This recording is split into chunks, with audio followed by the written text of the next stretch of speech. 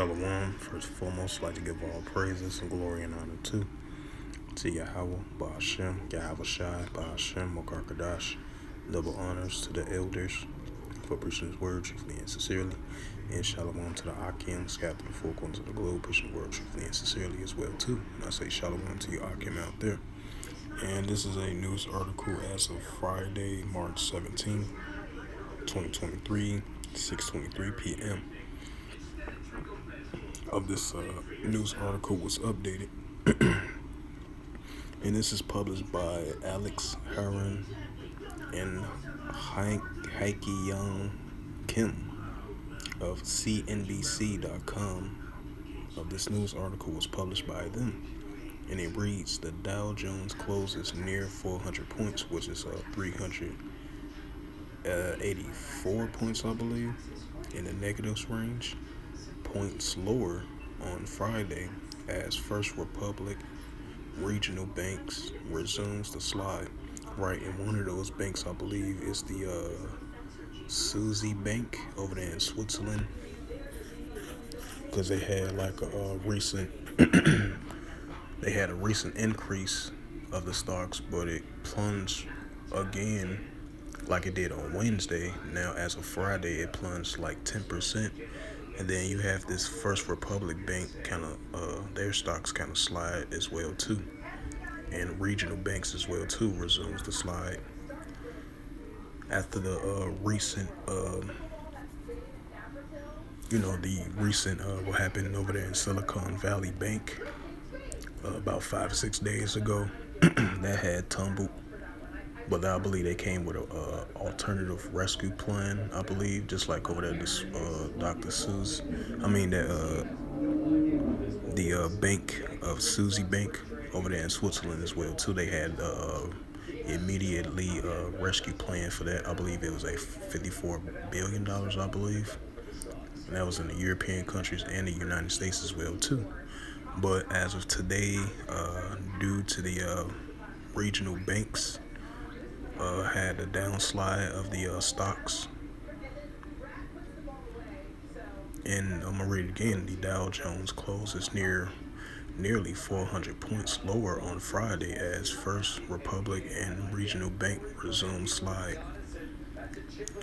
It says stocks fell Friday as investors pull back from positions in First Republic and other bank shares amid lingering concerns over the state of the U.S. Banking sector. The Dow Jones Industrial Average lost 384 points, 0.57 points, or 1.19% to close at 31,861.98 points. The S&P 500 slid 1.10% to end a 3,964 points, while the Nasdaq Composite was down 0.74% to 11,630.51 points. The First Republic slid nearly 30% to end the week down to 72%. That mark in turn from Thursday's relief bounce, which came when a group of banks said it would aid First Republic Bank with $30 million in deposit as a sign of confidence in the bank system. Friday's dive weight on the SPDR Regional Banking ETF KRE, which lost 6% in the session and finished the week 14% lower.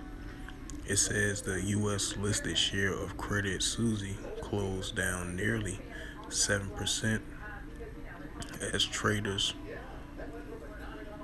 perused through the bank announcement that it would borrow up to 50 billion francs, if I pronounced that right, or nearly 54 billion from the Swiss National Bank. The stocks lost 24% over the course of the week. Despite the Dow session and the S&P 500 advanced to 1.43% this week, the Nasdaq Composite gained 4.5 0.41% as investors bet on technology and other growth names ahead of next week's Federal Reserve policy meeting.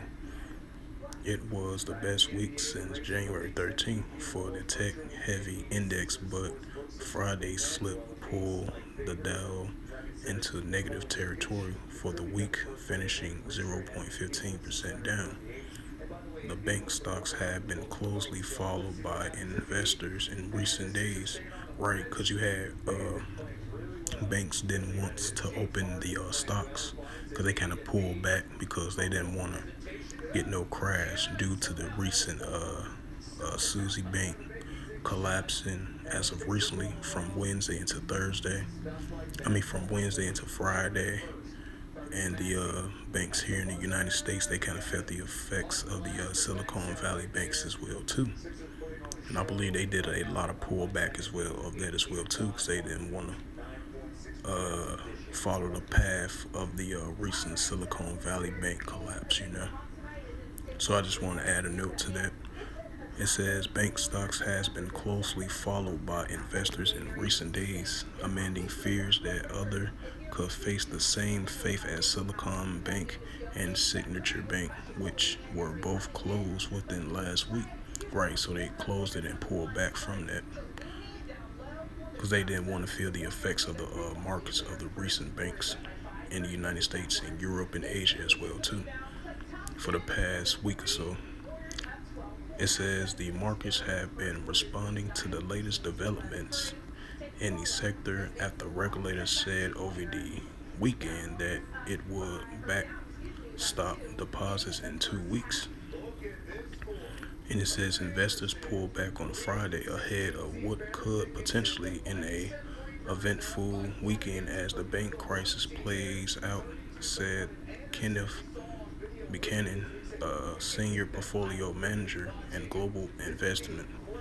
There's nervousness into the weekend of how does it look around on Monday? Question mark. He said the market is nervous about holding stocks into that. The shakeup arrives at a time when investors are looking ahead to the Federal Reserve upcoming meeting on March the 21st or 22nd. The question on the minds of traders is whether the central bank will proceed with an expected 25 base points hike, even as bank woes whiplash the market. The Fed seems to be playing lip service at least of being aware of what's just happening with the banking sector, said Avant Davat, if I pronounce his name right. It says Chief Investment Officer at Motera. In a way, nothing about the base case has changed, only for the fact that who have who have had this kind of event in the banking sector causing potential in the terms of settlement, but not yet really contingent in terms of other banks. But as you see right now, you have the Dow Jones, S&P 500, and the Nasdaq Composite all fell today in the negatives range in the red category due to the fact that the First Republic Bank and regional banks resumed slides.